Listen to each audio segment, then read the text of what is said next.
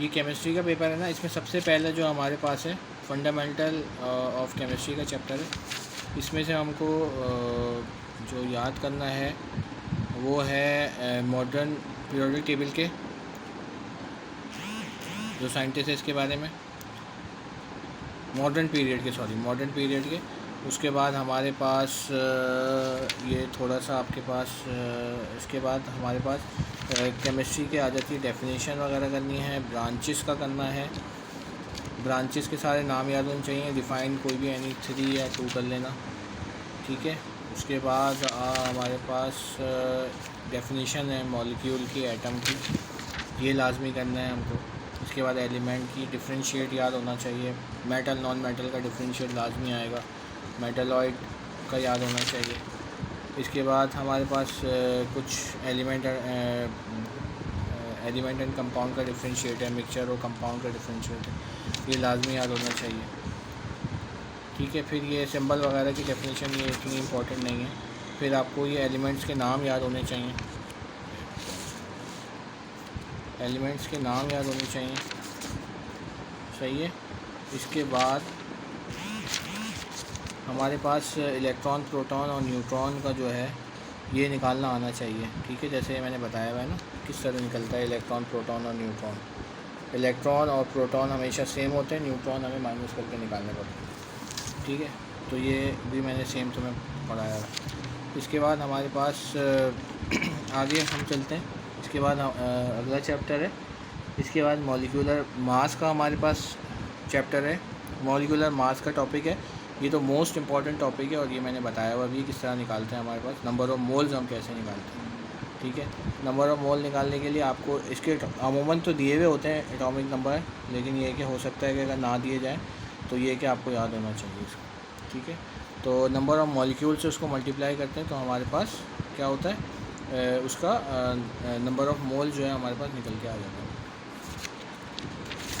इसके बाद आगे चलते हैं। फिर ये थोड़ा सा डिफरेंशिएट वगैरह, एटम, मॉलिक्यूल वगैरह ये कभी आए नहीं, लेकिन हो सकता है कि आ जाए। तो फिर बैलेंस इक्वेशन का तरीका नहीं, इसके बाद मोल है। मोल का तो मोस्ट इंपॉर्टेंट न्यूमेरिकल है हमारे पास, number of mole equals to mass in gram upon molecular mass, ये निकालना आना चाहिए। इसमें भी हमारे पास नंबर ऑफ मोल पहले हमें निकालना पड़ेगा, जो मोलर मास है वो हम पहले निकालते हैं, जैसे नंबर ऑफ मोल पीछे हमने निकालना सिखाया, इसी तरीके से पहले निकालते हैं। और मास हमारे पास गिवन होगा, जस्ट फार्मूला में पुट करना है और निकालना है, ठीक है। ये बहुत दफ़ा मैंने करा है। इसके बाद ये इसमें अगर हो सकता है कि अगर मास का बोल दिया जाए तो फार्मूला थोड़ा सा चेंज हो जाएगा, आगे पीछे करके उसको हम चेंज करेंगे, ठीक है, सही है। इसके बाद हमारे पास एटम, फिर ये न्यूमेरिकल जो है हमारे पास, ठीक है, ये न्यूमेरिकल हमें करना है, ठीक है। इसकी प्रैक्टिस करनी है, एमसीक्यूज वगैरह तो लाजमी करना है पेपर के लिए।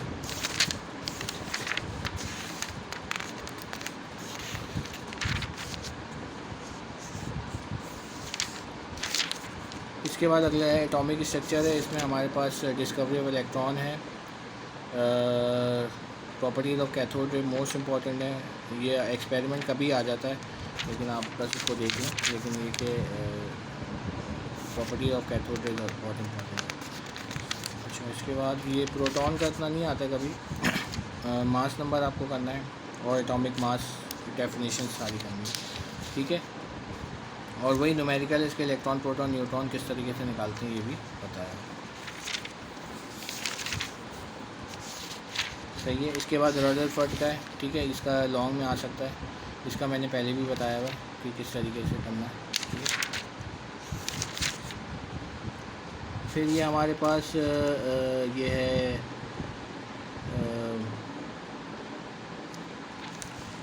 इसमें हमको क्या निकालते हैं हम लोग, इसमें हमारे पास modern theories of atomic structure है।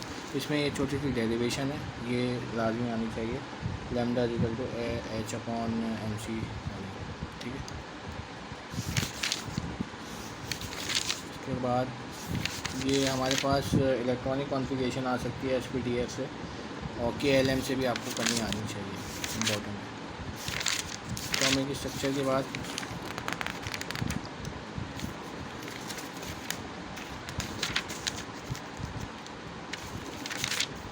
इसके बाद हमारा पीरियोडिक टेबल है। पीरियोडिक टेबल में आपके पास शुरू के जो हमारे पास क्लासिफिकेशन है डॉल्बिनियर की और न्यूलैंड की है, ठीक है, और ये सारी जितनी है ना मेंडलीव वगैरह की, ये सारी चीज़ें पढ़ना जरूरी है, ठीक है। इसमें से यानी कि मेंडलीव मोस्ट इम्पॉर्टेंट है, बाकी तो ये कि इतना वो नहीं होता, मेंडलीव कहा जाता है अक्सर। फिर ग्रुप्स का यानी कि जो 7 ए ग्रुप है उसकी प्रॉपर्टी वगैरह जो है वो पता होनी चाहिए, नॉन नोबल गैसेज वगैरह। ग्रुप 1 ए की थोड़ी सी प्रॉपर्टी, वो मेटल नॉन मेटल की चीज़ें, ठीक है। ये एक आध कभी आ जाता था पेपर में पहले पिछले सालों में। इसके बाद हमारे पास केमिकल बॉन्डिंग का चैप्टर है। इसमें आपको केमिकल बॉन्डिंग में मोस्ट इम्पॉर्टेंट मैकेनिज़्म जो हमने पढ़ा है, मोस्ट इम्पॉर्टेंट है, ठीक है, फॉर्मेशन ऑफ सोडियम क्लोराइड वाला, ठीक है, ये लाजमी आना चाहिए। इसके बाद वही differentiate ionic bond, covalent bond वगैरह, मेटालिक बॉन्ड, डायपोल, ये सब डेफिनेशन है। डिफरेंशिएट पोलर नॉन पोलर बहुत इम्पोर्टेंट है।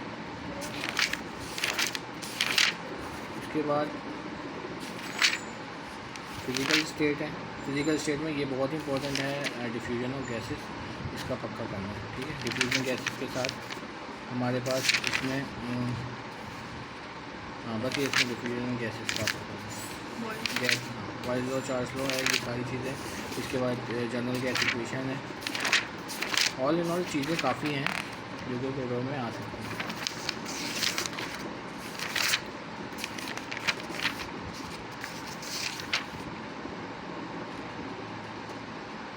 तो ये क्रिस्टलाइन फॉर्म और एमॉर्फस फॉर्म का भी डिफरेंशिएट आपको पता होना चाहिए, ठीक है। ये एमॉर्फस फॉर्म ग्रेफाइट वगैरह और ये डायमंड जो है क्रिस्टलाइन फॉर्म और एलियोट्रॉपी जो होती है, तो इसके न्यूमेरिकल भी एक आध कभी आ जाता है, लेकिन इसकी भी प्रैक्टिस ना करें तो बेहतर है। कोई ऐसा वो नहीं है, क्योंकि पीछे ऑलरेडी काफ़ी चीज़ें कर रही हैं। इसमें सोल्यूशन ये मोलैरिटी वाला आ गया, ये मोस्ट इम्पॉर्टेंट है, ठीक है। मोलैरिटी का है, ठीक है, इसको भी हमें पक्का करना है, ठीक है। लाजमी इसका न्यूमेरिकल एक आने वाला है कल पेपर में, जो केमिस्ट्री के पेपर में 9th क्लास। फिर सॉल्युबिलिटी है, डिफरेंशिएट है, सही है।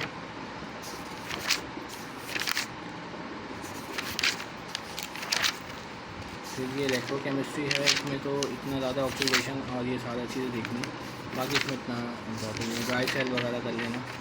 Faraday law most important, Faraday law आएगा, कंफर्म आएगा, ठीक है। पहले इतनी छान लेंगे, ठीक है। अलॉय फॉर्म, ये रस्टिंग ऑफ आयरन, इलेक्ट्रोप्लेटिंग, ये सब लॉन्ग के हैं, लॉन्ग में आ जाते हैं।